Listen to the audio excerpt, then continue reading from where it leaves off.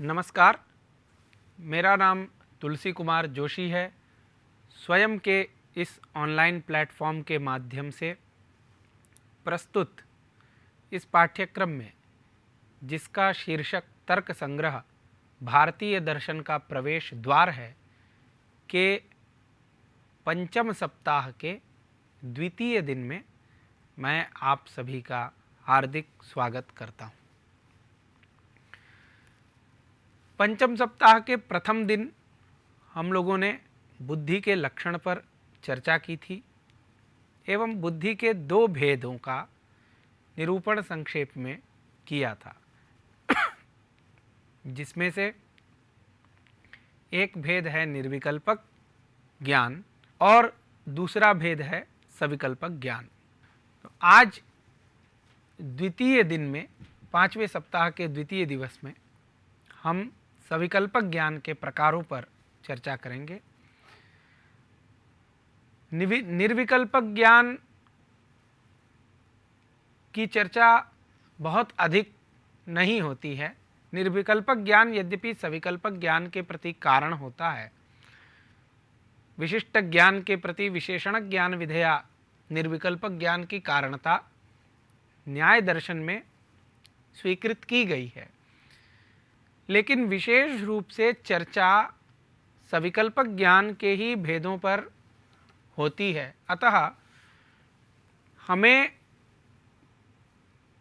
कितने प्रकार के सविकल्पक ज्ञान होते हैं, इनको समझने के लिए आज हम सविकल्पक ज्ञान के प्रकारों पर चर्चा करेंगे, जिसमें हम मुख्य रूप से संशय ज्ञान, समुच्चय ज्ञान, एकत्र द्वयमिति ज्ञान और समूहालंबनात्मक ज्ञान, इन चार प्रकार के सविकल्पक ज्ञानों की चर्चा हम आज करेंगे। तो सविकल्पक ज्ञान के कितने प्रकार हैं, तो कुछ प्रकारों को हमने यहाँ पर संकलित किया है अनेक ग्रंथों के माध्यम से, जिसमें कि विशेष रूप से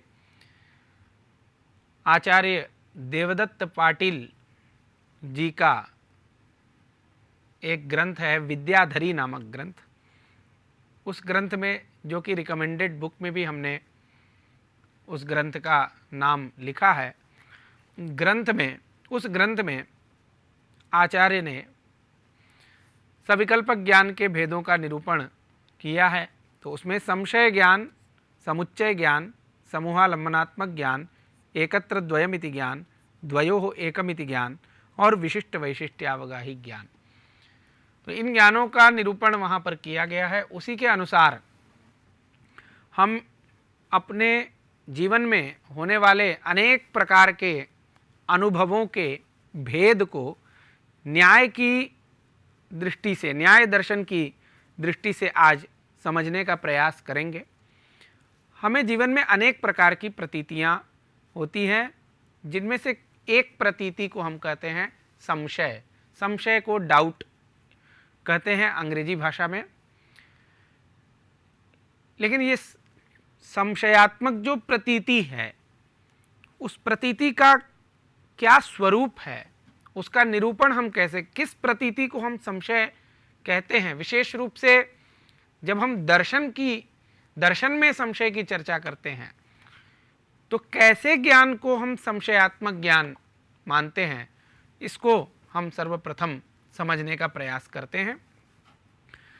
सर्वप्रथम तो यह समझना है कि संशय भी एक विशिष्ट ज्ञान ही है। जैसा कि हम पहले भी चर्चा कर चुके हैं कि जिस ज्ञान में कोई प्रकार, कोई विशेष और कोई संसर्ग भासित होता है, ऐसे ज्ञान को सविकल्पक ज्ञान कहते हैं। तो संशय भी एक प्रकार का सविकल्पक ज्ञान ही है, और चूंकि यह सविकल्पक ज्ञान है, इसलिए यह विशिष्ट ज्ञान भी है। क्योंकि जितने भी सविकल्पक ज्ञान हैं, सभी सविकल्पक ज्ञान विशिष्ट ज्ञान ही होते हैं। क्योंकि विशिष्ट ज्ञान का अभिप्राय है किसी विशेष्य में किसी प्रकार के संबंध का ज्ञान, यही है विशिष्ट ज्ञान। तो जितने भी सविकल्पक ज्ञान हैं, सभी विशिष्ट ज्ञान है। तो संशय भी एक सविकल्पक ज्ञान है, अतः संशय भी एक विशिष्ट ज्ञान ही है। तो अवश्य संशय में भी एक धर्मी का भान होगा और धर्म का भी भान होगा और धर्म और धर्मी के संबंध का भी भान होगा, इतना तो सुनिश्चित है। लेकिन घटवत भूतलम की तरह संशय ज्ञान नहीं है,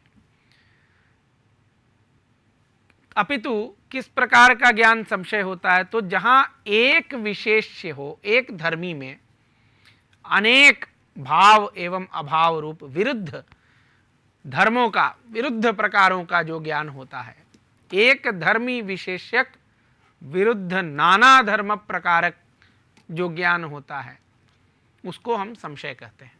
सामान्य भाषा में जब हम किसी एक सबस्ट्रैटम में, एक आश्रय में दो विरुद्ध धर्मों को, प्रॉपर्टीज को का अनुभव करते हैं, तो इस प्रकार के अनुभव को हम संशय कहते हैं। एक बात यहां पर ध्यान देने योग्य है कि जो दो धर्म एक धर्मी में भाषित हो रहे हों, उन दोनों धर्मों में परस्पर विरोध होना चाहिए। यदि धर्मों में विरोध है तभी वह ज्ञान संशय ज्ञान कहलाता है। जैसे किसी पर्वत में, चूंकि यह उदाहरण न्याय दर्शन में अत्यंत प्रसिद्ध है और आगे इस विषय को लेकर के बहुत ही चर्चाएं होने वाली है, इसलिए इसी उदाहरण को मैंने लिया है। पर्वतो वन्यमान नवा, पर्वत में वन्नी है अथवा नहीं है, इस प्रकार का ज्ञान संशय ज्ञान कहलाता है। अर्थात एक धर्मी में, पर्वत में वन्नी और वन्नी का अभाव, इन दोनों का जो ज्ञान होता है वह ज्ञान संशय ज्ञान कहलाता है। तो यहां पर जो दो धर्म एक धर्मी में भाषित हो रहे हैं, एक है वन्नी और एक है वन्नी का अभाव। वन्नी का अर्थ है अग्नि, आग, और वन्नी का अभाव मतलब जो उसका एब्सेंस ऑफ फायर। तो फायर और एब्सेंस ऑफ फायर, ये दो प्रॉपर्टी के रूप में एक सबस्ट्रैटम में, पर्वत में, माउंटेन में, इन दोनों का हमको ज्ञान हो रहा है। इस प्रकार का ज्ञान संशय कहलाता है। क्यों? क्योंकि फायर और एब्सेंस ऑफ फायर, इन दोनों में परस्पर विरोध है, दोनों एक जगह नहीं रह सकते। या तो वहां वन्नी होगा या तो वन्नी का अभाव होगा। यदि वन्नी है तो वन्नी का अभाव नहीं हो सकता है, यदि वन्नी का अभाव है तो वन्नी नहीं हो सकता है।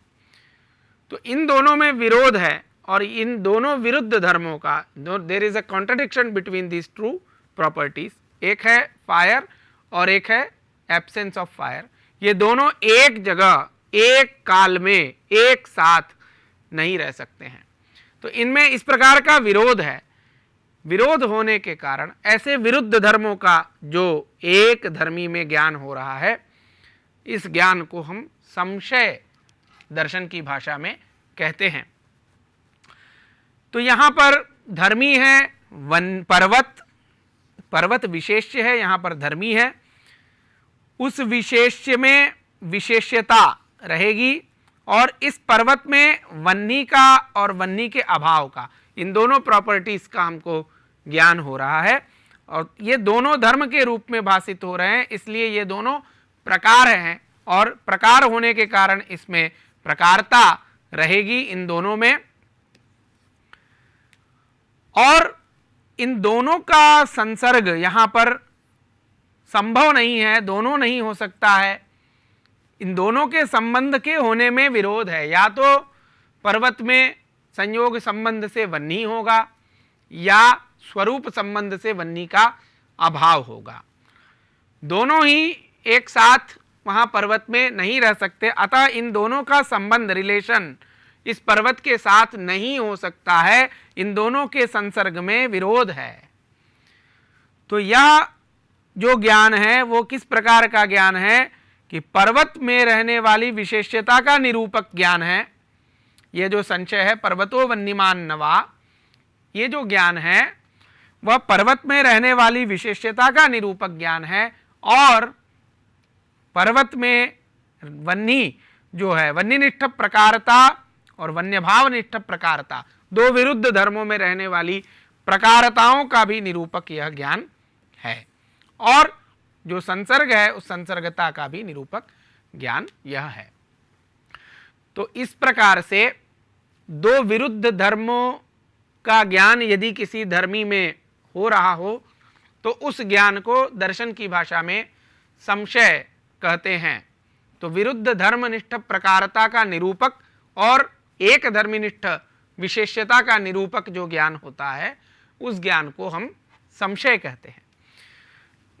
यहाँ पर इसी का विवरण दिया गया है कि एक देश में यद्यपि पर्वत में किसी कोने में अग्नि और किसी कोने में अग्नि का अभाव, ये दोनों रह सकता है, इसमें कोई विरोध नहीं है, लेकिन एक ही स्थान में, एक ही आश्रय में, एक ही देश में, एक ही काल में जो वन्नी का संयोग और स्वरूप संबंध से वन्नी का अभाव नहीं रह सकता है। एक कालावच्छेदेन एक देशावच्छेदेन, अन्य अन्य देश में दोनों धर्म रह सकते हैं, इसमें कोई विरोध नहीं है। दूसरे काल में भी, जिस कभी किसी काल में पर्वत में जिस जगह वन्नी रही उसी जगह वन्नी का अभाव दूसरे काल में रह सकता है। तो काल यदि भेद हो जाए, काल भिन्न भिन्न हो जाए तो भी विरोध नहीं है वन्नी और वन्नी के अभाव में। जैसे इस हाथ में इस पेन का अभाव अभी इस काल में है और कुछ क्षण बाद पेन का अभाव नहीं है, पेन है, तो इस पेन में और इस पेन के अभाव में कोई विरोध नहीं है। किंतु एक, क्योंकि पेन का अभाव दूसरे क्षण में था, दूसरे काल में था, और पेन दूसरे काल में है, तो काल भेद हो जाए तो कोई विरोध नहीं होता। उसी तरह देश भी भिन्न भिन्न हो जाए तो भी विरोध नहीं है, किंतु एक ही देश में, एक ही काल में एक वस्तु और उस वस्तु का अभाव, ये दोनों एक साथ नहीं रह सकते, इनमें विरोध है। तो यदि इस प्रकार का यदि कोई ज्ञान होता है तो उसे हम संशय ज्ञान दर्शन में कहते हैं। तो यह एक सविकल्पक ज्ञान का एक प्रकार है। इसके बाद समुच्चयात्मक ज्ञान एक ज्ञान होता है जिसमें ये भी एक विशिष्ट ज्ञान ही है। समुच्चयात्मक ज्ञान भी एक विशिष्ट ज्ञान है। इसमें क्या होता है, एक विशेष्य में अनेक भाव एवं अभाव प्रकार हैं, किंतु उनमें विरोध नहीं है। अब एक ही विशेष्य है, उसमें भिन्न देश में एक काल में दो भाव और अभाव रूप विरुद्ध पदार्थ रह सकते हैं, और ऐसा यदि कोई ज्ञान हो रहा है तो उसको हम समुच्चयात्मक ज्ञान कहते हैं। ये भी एक सविकल्पक ज्ञान का ही प्रकार है। समुच्चयात्मक ज्ञान का उदाहरण क्या है, जैसे महानस में वन्नी है और वन्नी का अभाव है, दोनों हो सकता है।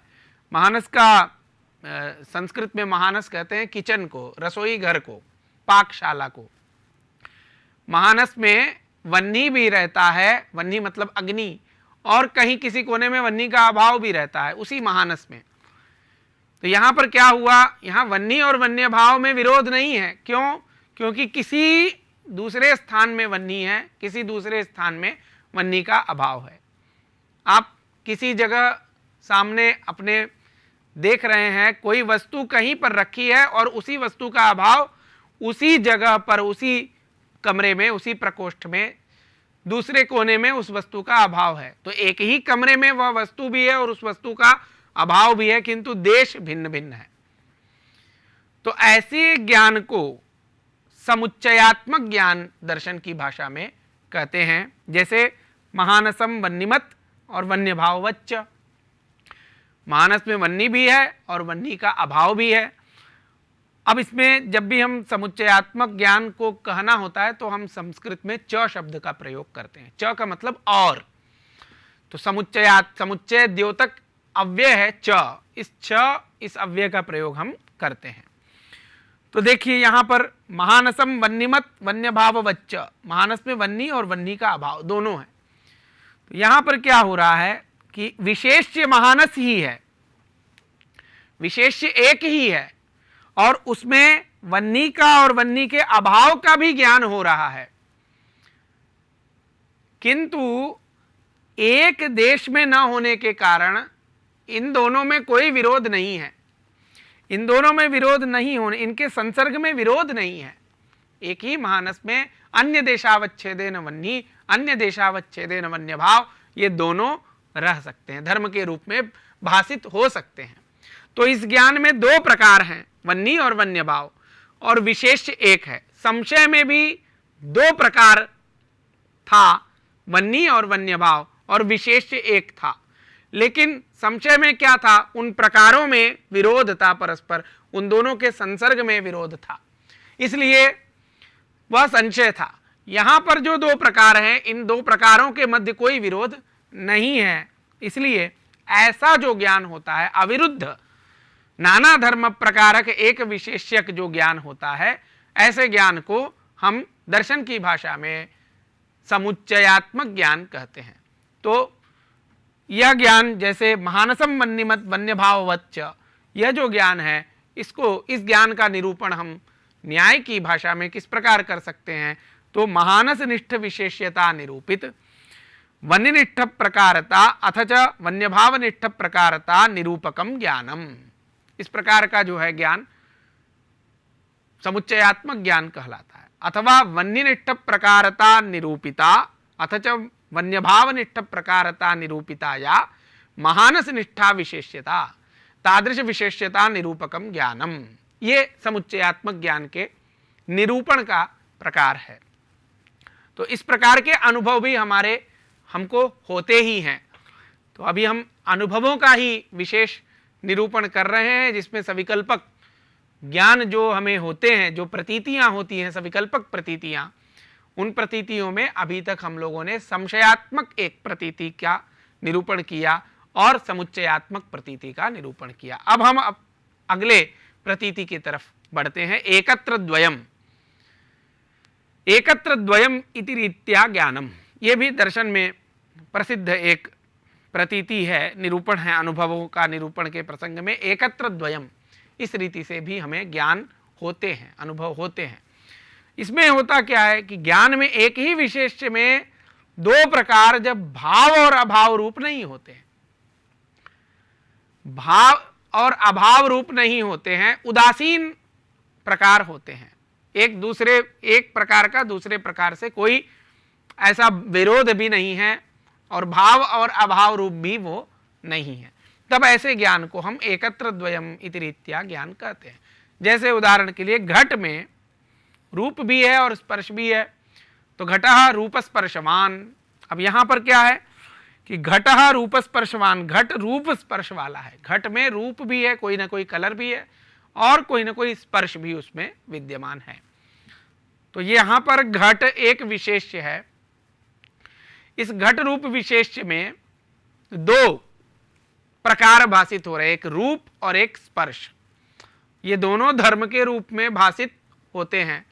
अब रूप और स्पर्श का कोई विरोध नहीं है, न तो रूप स्पर्शाभाव रूप है, न तो स्पर्श रूपाभाव रूप है, ये दोनों भावाभाव रूप भी नहीं है। तो इस प्रकार का जो ज्ञान है वह एकत्र द्वयम इति रीत्या ज्ञान कहलाता है। तो यहां पर क्या है, एक देश में एक काल में रूप और स्पर्श के समवाय संबंध के होने में कोई विरोध नहीं है। ये रूप भी घट में समवाय संबंध से रह सकता है और यह स्पर्श भी घट में समवाय संबंध से रह सकता है। एक ही देश में, घट में, एक ही काल में रूप भी रह सकता है समवाय संबंध से, स्पर्श भी घट में रह सकता है। तो ऐसे ज्ञान को हम एकत्र द्वयमिति रीत्या ज्ञान कहते हैं दर्शन की भाषा में। यह ज्ञान संशय नहीं है। संशय इसलिए नहीं है क्योंकि रूप और स्पर्श में कोई विरोध नहीं है, कोई कॉन्ट्राडिक्शन नहीं है। यहां पर रूप और स्पर्श रह सकते हैं। और यह ज्ञान समुच्चय भी नहीं है, क्योंकि समुच्चय में भी क्या है कि भाव और अभाव रूप होना चाहिए और भिन्न देश में होना चाहिए। यहां पर ऐसा नहीं है। यहां पर एक ही देश में दोनों का ज्ञान हो रहा है, एक ही धर्मी में, एक ही आश्रय में दोनों धर्मों का ज्ञान हो रहा है। इसलिए इसमें यह समुच्चय भी नहीं है और यह संशय भी नहीं है, यह एक अलग ही प्रकार का ज्ञान है। इसको कहते हैं एकत्र द्वयम इति रीत्या ज्ञान। तो यहां पर भी दो प्रकारता, स्पर्श में एक प्रकारता है, रूप में एक प्रकारता है, दो प्रकारताओं से निरूपित एक विशेष्यता यहां पर होती है। घट में वो विशेष्यता है, तो ऐसी विशेष्यता का निरूपक ये ज्ञान है। इसलिए इस ज्ञान को हम कहते हैं एकत्र द्वयम इति रीत्या ज्ञान।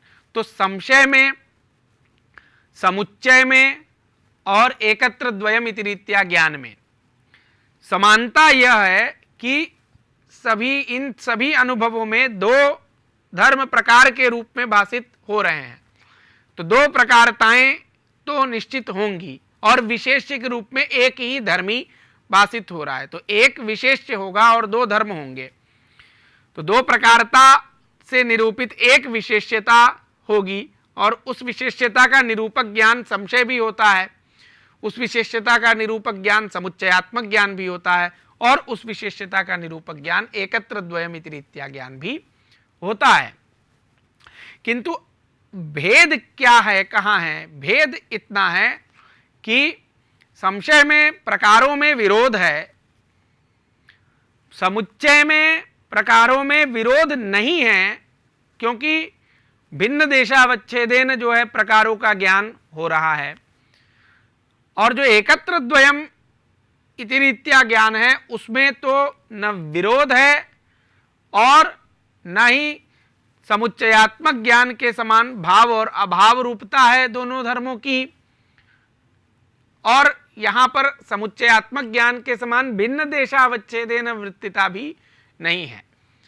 एक ही देश में, एक ही काल में दो पदार्थों का, दो धर्मों का जब हमको एक धर्मी में भान होता है, जब उसमें विरोध भी नहीं है और दोनों परस्पर उदासीन है, दोनों भाव अभाव रूप नहीं है, ऐसी स्थिति में वह ज्ञान एकत्र द्वयमिति रीत्या ज्ञान कहलाता है।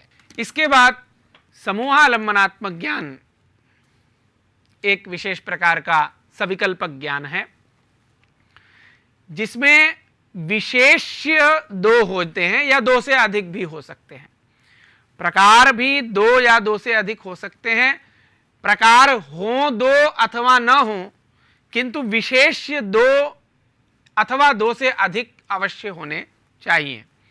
ऐसे ज्ञान को हम समूहालंबनात्मक ज्ञान कहते हैं। तो जब भिन्न भिन्न प्रकारताओं के साथ भिन्न भिन्न विशेष्यताओं का भी निरूपक होता है ज्ञान, तब उस ज्ञान को हम समूहालंबनात्मक ज्ञान कहते हैं। अभी तक जो जितने भी अनुभव थे, सविकल्पक ज्ञान थे, उनमें क्या हो रहा था, दो दो प्रकारताएं, सभी ज्ञान दो दो प्रकारताओं की का निरूपक था और एक विशेष्यता का निरूपक था। समूहालंबनात्मक ज्ञान में दो या दो से अधिक विशेष्यताओं का निरूपक ज्ञान होता है, और वो विशेष्यता दो होगी तो अवश्य ही प्रकारता भी दो होगी।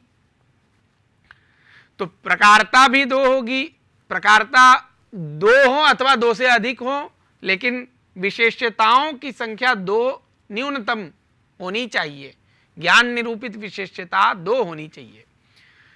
तो ऐसे ज्ञान को जो दो न्यूनातिन्यून दो विशेष्यताओं का निरूपक ज्ञान होता है, ऐसे ज्ञान को हम दर्शन की भाषा में समूहालंबनात्मक ज्ञान कहते हैं।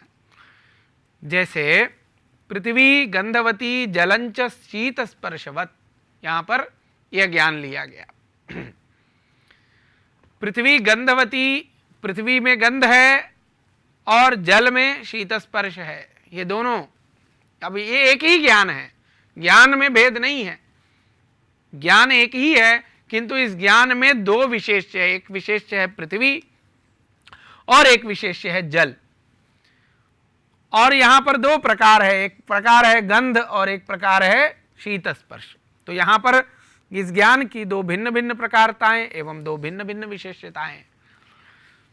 गंध में एक प्रकारता है जिससे निरूपित विशेष्यता पृथ्वी में है, और शीत स्पर्श में दूसरी प्रकारता है जिससे निरूपित विशेष्यता जल में है। तो यहाँ आप देख सकते हैं, यहाँ पर पृथ्वी के स्थान पर जल मानिए जल है, तो एक विशेष्य है जल, तो जल में विशेष्यता है, और एक विशेष्य है यहाँ पर शीत प्रकार है शीत स्पर्श।